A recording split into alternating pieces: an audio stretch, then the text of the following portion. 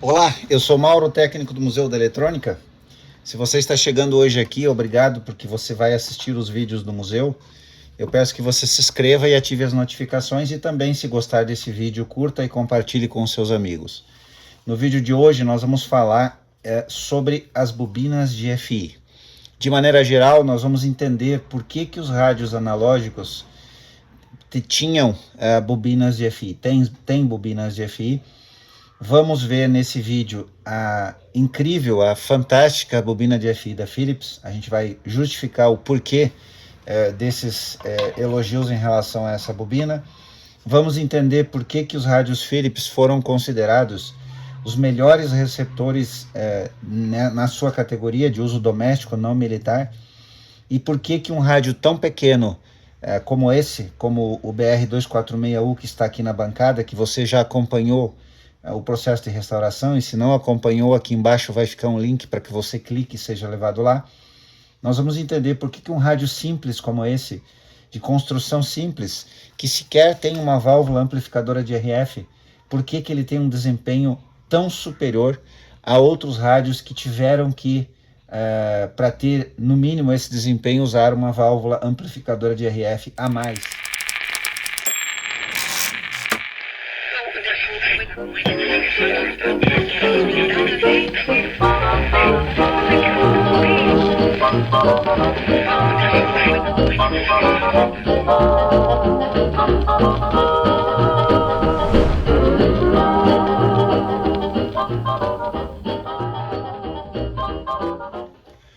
Se você acompanha os vídeos do museu, você já notou que todos os rádios que a gente já mostrou aqui usam bobinas de FI. Não importa o modelo do rádio, desde que ele seja analógico, e o que a gente convencionou ao longo do século XX chamar de super heterodino, nós vamos falar sobre isso. Eles usam bobinas de FI, não importa se são transistorizados ou se são valvulados. Bom, mas como que tudo começou? No início dos anos 1930, os americanos e também os europeus usaram frequências intermediárias na faixa de 125 a 128 kHz, com essas frequências. Porém, essas FI muito baixas geravam uma coisa chamada imagens fantasmas ao longo do dial. Isso interferia na recepção do rádio. Em seguida, foi padronizado entre 450 e 460 kHz, o que se obteve um resultado melhor em relação às frequências muito baixas de FI. Pelos esquemas dessa época que nós temos aqui no museu, nós já mostramos alguma coisa no canal, do material didático, do farto material didático que temos do princípio lá desses anos, nós vemos que a frequência de FI que se usou foi 452, 455, 460, 465 kHz. Mas na sequência, ao longo dos anos, logo em seguida, se padronizou a nível mundial a frequência de FI de 455 kHz, e isso foi ótimo, porque havendo uma padronização mundial, a produção se tornou melhor. O que é uma bobina de FI e por que ela existe? Uma bobina de FI é o resultado do batimento de um fenômeno chamado de heterodinação do sinal recebido pela bobina de antena com o sinal produzido, com a frequência produzida no oscilador local do rádio. Nós temos nesse rádio uma bobina, uma válvula osciladora conversora, que está aqui, que você já viu. É a válvula 12AJ8 ou então a europeia HCH81. O que acontece dentro dessa válvula com esse sinal que chega pela antena do rádio, que passa pela bobina de antena e é injetado lá na válvula? Essa válvula tem dupla função, ela tem uma função de conversão e uma função de oscilação. Então, dentro dessa válvula, da parte osciladora dela, ela recebe o sinal sintonizado através do capacitor variável do rádio, através da bobina de antena do rádio e do trimmer de rastreio. Esses três componentes trabalhando no que a gente chama de circuito LC, o circuito ressonante LC, eles sintonizam a frequência e entregam essa frequência para a válvula osciladora. No circuito, a gente pode exemplificar melhor aquilo que eu acabei de falar. O sinal entra pela antena do rádio, desacopla em C5 e entra no primário da bobina de antena. No secundário da bobina de antena, nós temos em paralelo com ela o capacitor trimmer e o capacitor variável. Esse sinal, então, é injetado aqui na grade de controle da nossa válvula conversora osciladora. Algumas válvulas que nós podemos citar nessa função, que nesse rádio Philips nós encontramos a 12J8, nós também podemos citar a 6SA7, foi uma válvula muito utilizada, a 6BE6, a SH81, e a mais antiga também, 6A8 e 6K8, dentre outras. Mas qual a função? O que acontece então dentro dessa válvula? Essa válvula tem a função de sintonizar a estação no circuito de antena e oscilador numa frequência acima da frequência que é recebida. Esse é o fenômeno da heterodinagem. O que acontece? O sinal que entra lá, ele vai fazer um batimento com o circuito oscilador da válvula e ele vai somar, nós podemos dizer aqui, não é a expressão exatamente correta, mas ele vai acrescer ou somar um sinal positivo de 455 kHz. Vamos dar um exemplo. A antiga rádio gaúcha AM, 600 kHz, que saiu do ar, em ondas médias. O sinal entrava, então, fazia esse caminho que nós já falamos, os 600 kHz, e dentro da válvula ele fazia o batimento, ou ele faz o batimento com os 455, e a frequência do oscilador local da válvula, então, na soma ficaria 1055 kHz. Os 600 da entrada, mais os 455 kHz do oscilador local. Essa estação, então, ela é sintonizada, e aqui a gente tem os 1055 kHz. Esse fenômeno interno nos eletrodos da válvula é um fenômeno físico. A física explica, a ciência chamada física explica esse fenômeno, que a gente chama de heterodinagem ou de batimento. Ele é um fenômeno que acontece em outras coisas também na natureza. Por exemplo, duas notas musicais, quando entram em batimento, elas produzem uma terceira nota musical. Mas esse não é o assunto desse vídeo. É por isso que esse tipo de circuito ele foi chamado de heterodino. A gente não sabe por que acabou sendo chamado de super heterodino. Eu não sei exatamente, mas a gente acabou acostumando com o nome super heterodino. Na verdade, a heterodinagem ela poderá ser resumida como uma soma ou uma diferença das duas frequências. Por que soma ou diferença? No nosso exemplo, a estação de 600 kHz, ela acabou produzindo uma frequência de 1055 kHz no oscilador local. O que acontece então na heterodinagem? Na heterodinagem, esse sinal de 1055 kHz do oscilador local é diminuído da frequência de entrada e é injetado então no canal de FI do rádio um sinal de 455 kHz. Então você pode notar que existe uma soma dessa frequência de 600 kHz dentro dos eletrodos da válvula em conjunto com o circuito oscilador, que acaba resultando em 1055 kHz. Através da heterodinagem, esse sinal então agora é subtraído dos 600 kHz da entrada e é entregue um sinal de 455 kHz que deve ser fixo. Esse sinal não pode variar. A física exige, a ciência da física exige que esse sinal seja fixo, porque logo em seguida, no canal de FI, que nós vamos conversar agora, esses transformadores ou esses circuitos LC, eles necessariamente têm que estar sintonizados na frequência de 455 kHz que lhes é entregue. Então, o que ocorre em resumo, o que ocorre na heterodinagem? O batimento do sinal de entrada no interior da válvula através do circuito oscilador produz a frequência da soma das duas frequências e depois a diferença dessas frequências que gera os 455 kHz que vão viajar no canal de FI do rádio. Bom, mas agora a gente precisa entender e vamos começar a conversar sobre o porquê que esses rádios Philips sempre foram considerados os melhores rádios domésticos, tanto na era valvular como na era transistorizada. O que acontece aqui então? As bobinas de FI tradicionais, como é a construção de uma bobina de FI tradicional? Essas bobinas elas usam circuitos LC sintonizados. O que a gente vê aqui no esquema? A gente vê S5, que é o enrolamento primário da primeira bobina de FI, e a gente vê S6, que é o enrolamento secundário dessa primeira bobina de FI. Nós vemos então que as bobinas têm dois enrolamentos, primário e secundário.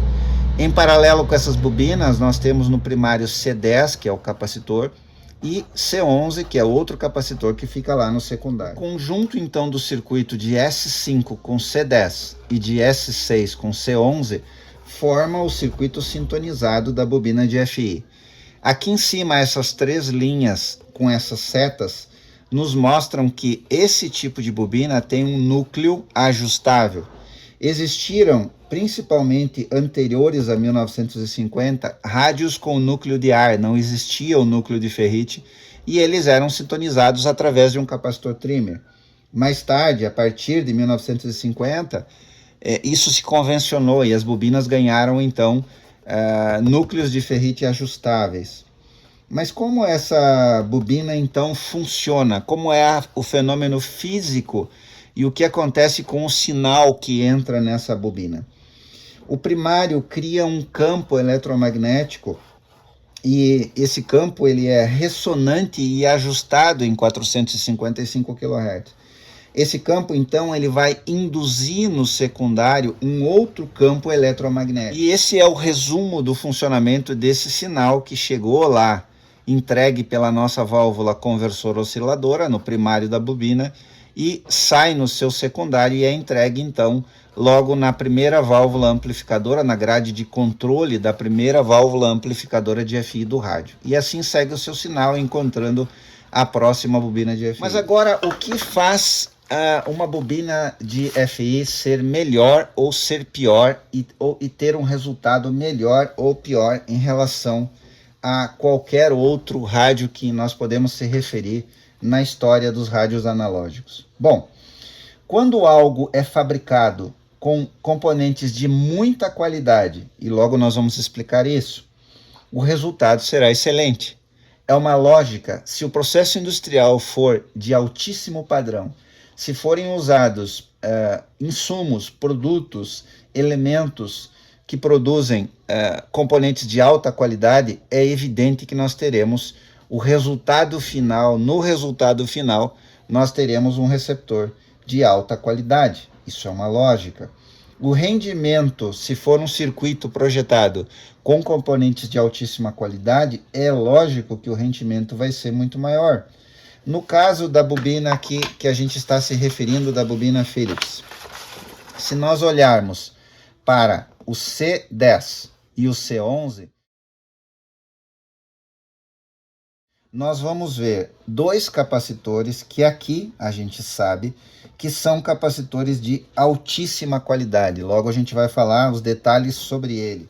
Se o fio que foi usado para o enrolamento aqui, para fazer as espiras e o enrolamento da bobina, ele for muito fino, ele vai ter uma resistência muito alta.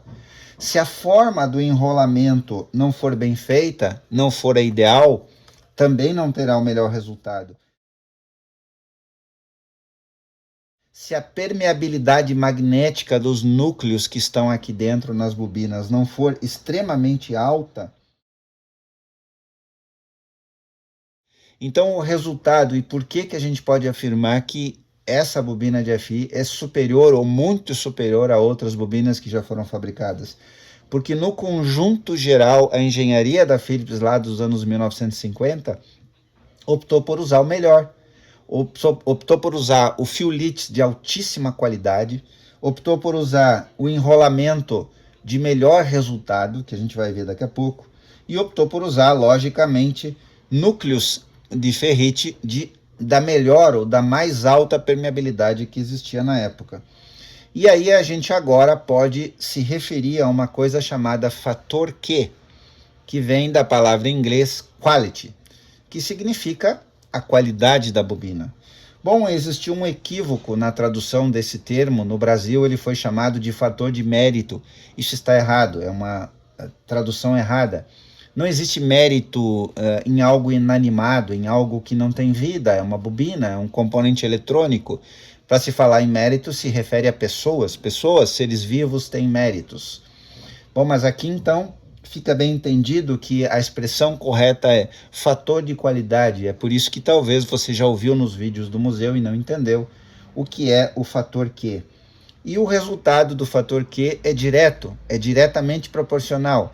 Quanto maior a qualidade da bobina de FI, graças aos seus componentes que foram montados e a engenharia que produziu ela, maior será o fator de qualidade e maior será o rendimento, o resultado final do receptor. Bom, eu li em livros europeus traduzidos para o espanhol, e posso compartilhar isso com vocês, a informação de que, pela construção dessas bobinas Philips, pelo alto padrão dos componentes que ela utilizou, esse é o motivo do alto fator Q e o altíssimo rendimento dessas bobinas.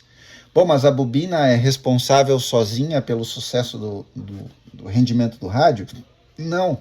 No início desse vídeo, nós dissemos que o circuito sintonizado na entrada, composto pela bobina de antena, pelo capacitor trimmer sintonizado e pelo capacitor variável, é que sintonizam esse sinal que vai entrar no rádio e entregam então lá para a nossa válvula osciladora conversora.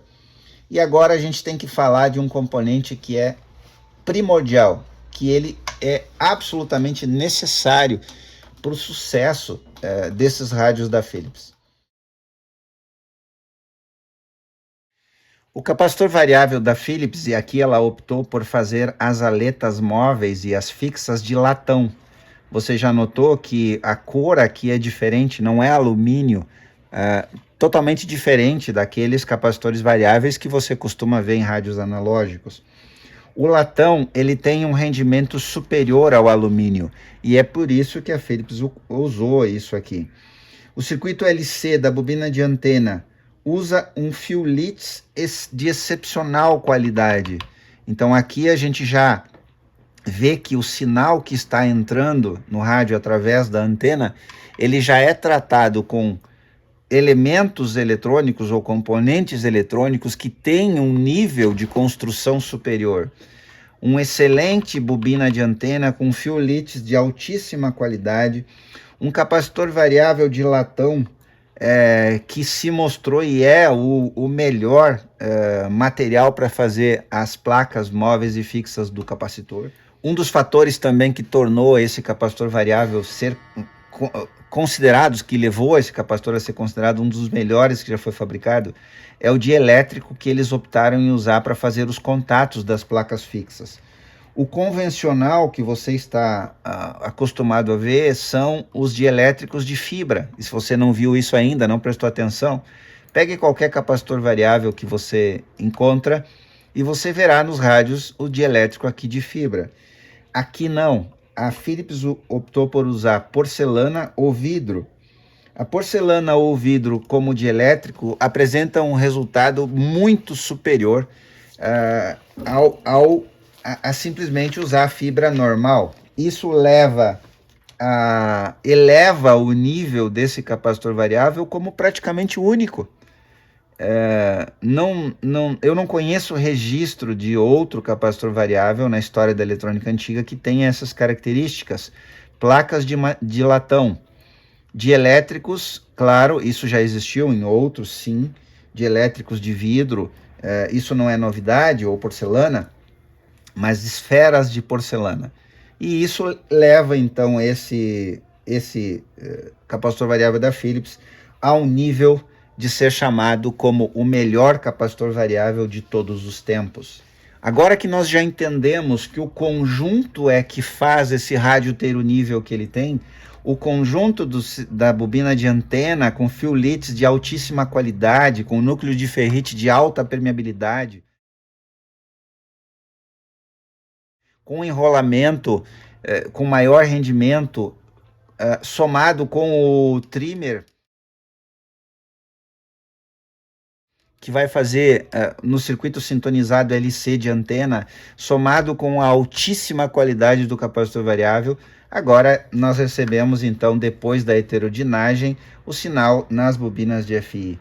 E agora vocês então conseguem chegar à conclusão final quando nós terminamos essa explanação sobre a FI, por que esses rádios Philips domésticos, né, de uso doméstico, não militares, é claro, se nós entrarmos na produção de receptores militares, a gente vai falar de outro tipo de produto, outro tipo de circuito e outro tipo de fabricação. Mas agora você entendeu por que a gente tem um rádio tão pequeno que não tem uma bobina, uma válvula amplificadora de RF, ele tem apenas uma válvula conversor osciladora, ou seja, o fraco sinal que entra pela antena do rádio, ele é tratado já no circuito oscilador, no circuito conversor, e entregue para o canal de FI, que depois vai virar áudio lá depois da detecção. E agora você entende por que o alto nível desse receptor e dos receptores da Philips, que você já viu aí no museu, e ainda vai ver muitos outros.